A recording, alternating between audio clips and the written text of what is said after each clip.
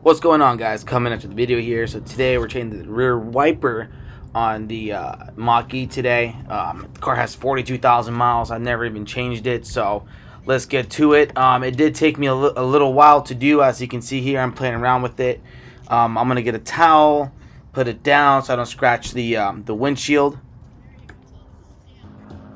And right over here we get the windshield wiper. I'm pulling it down and I'm pulling it to the right. As you're there, you heard that click. That means it's unattached, and then you just have to wiggle it out from there.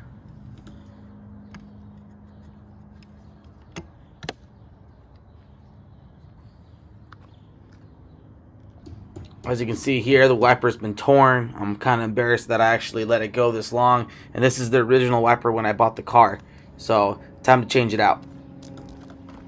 And just to make sure, I'm going to compare the parts, make sure they're the same. They are same length, same clip size, everything. Last thing you want to do is try to install it with knowing that you got the wrong part without knowing.